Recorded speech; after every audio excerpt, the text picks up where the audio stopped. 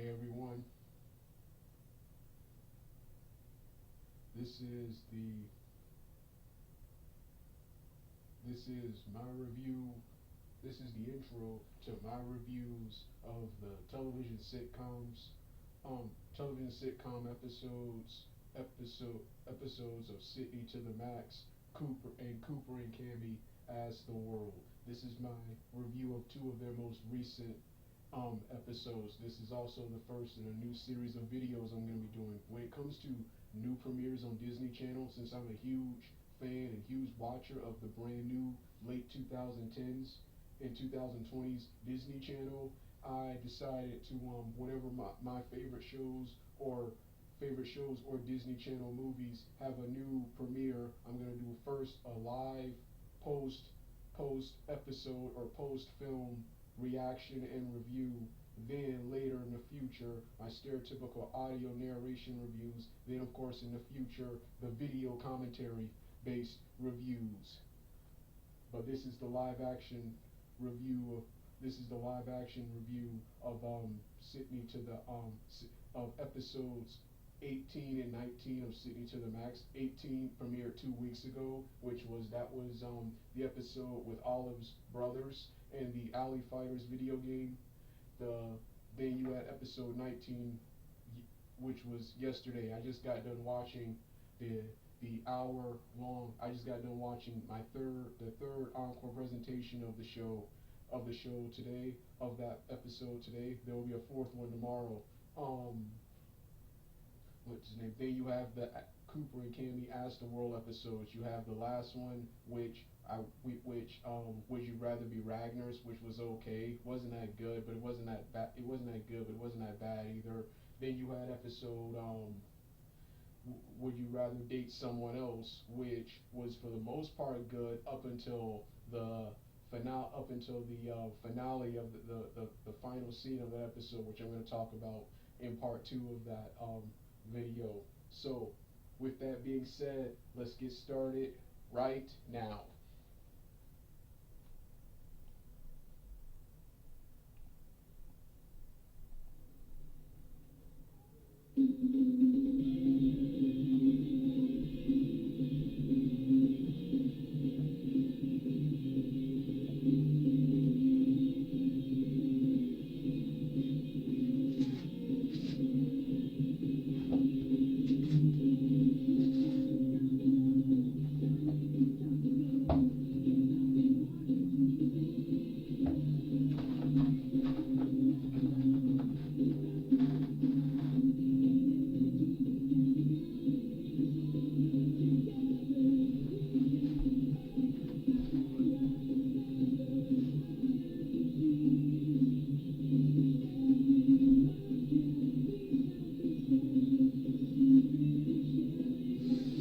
Oh, you can.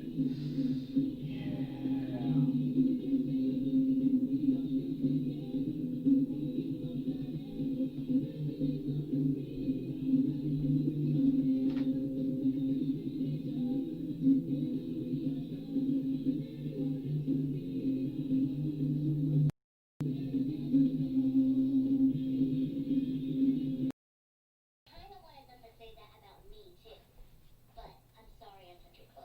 Hey everybody, it's time for my late, out of date, short review and reaction of the 2020, the August 2020 event of the summer Disney Channel original movie premiere. That was Upside Down Magic. I've watched the film. This is my late out of date review. I've watched the film multiple times now since it premiered August. I think it was August 1st when it premiered. This film is special because this film, unfortunately, will be one of the last times I would spend time with my dog Bruce before he would pass away one one week 1 week later. This was one of the last good moments we had before he died. But that aside, this was as I expected. was an awesome movie. I was excited for this movie the minute I saw the premieres, the minute I saw the trailers with the actors Isabella Rose, and the other cast. I didn't recognize any of the cast members in the movie, with the exception of two. That was the male lead. That was the male lead character. He was in an episode of Sydney to the Max, and of course, he's Tessa's girlfriend, Tessa's boyfriend, in or love interest in the Disney Channel sitcom Raven's Home, and of course, Vicky Vicky Lewis, who I know as Joy Bitterman from Sunny with the Chance. So yeah, but the acting looked good, and one thing, and it felt like retro, old school, late '90s, early 2000s Disney Disney Channel, where you had where Disney Channel, when you wanted, if you were a teen actor or a teen actress, Disney Channel was the place to be. Everybody was on the Disney Channel. Then you had multiple actors. You had your actors for your sitcoms. Then you had your movie-based actors. Unlike the last several years from 2011 to 16, where most of your movie actors were reused actors from your crappy television series, making Disney Channel feel and look bigger than it really was. Bigger than it was. Then the film itself looked like a cross between Harry Potter, Sky High, and the X-Men films. And for the most part, everything about the film was great, with the exception of one thing. When we get to the final scene, when we get to the last couple of, when we get to the final scene, this is the problem I have with all Disney Channel movies. When we get to the final scene, um, Nora, the main character of the film, after her and her team, the UDMs, the Upside Down Magic people, after they get banned from the big magical showcase. I keep forgetting what it was called. From the big magical showcase, you have Nora, you have the teacher was threatened with termination, threatened with the loss of his job if the UDMs ever interfere in a big time event again, especially the one coming up. At first, and after this, after being busted, and once again sent back to the detention hall, or the concentration place where the UDMs, the people with weird defective magic, are banished after being sent there. Everyone turns their back on Nora. Everyone turns their back on Nora but the teacher, even though he has the most to lose if Nora tries something else again. He because I guess because of the film's short running time, he immediately goes from being against Nora and being angry at Nora for what she does to encouraging her to once again crash the big magical meeting and once again prove that the UDMs are capable of hanging with the major players, the elite magic players, which I just mentioned.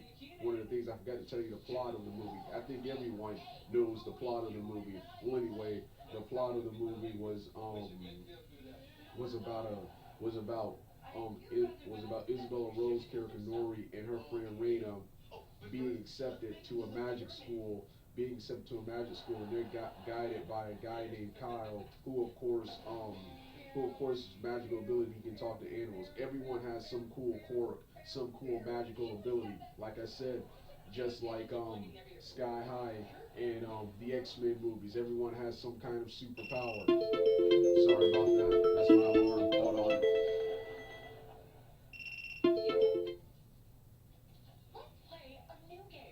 Sorry about that. That was my alarm. Yeah, everyone has some kind of cool quirk. Everyone has some kind of cool quirk, cool power, and um,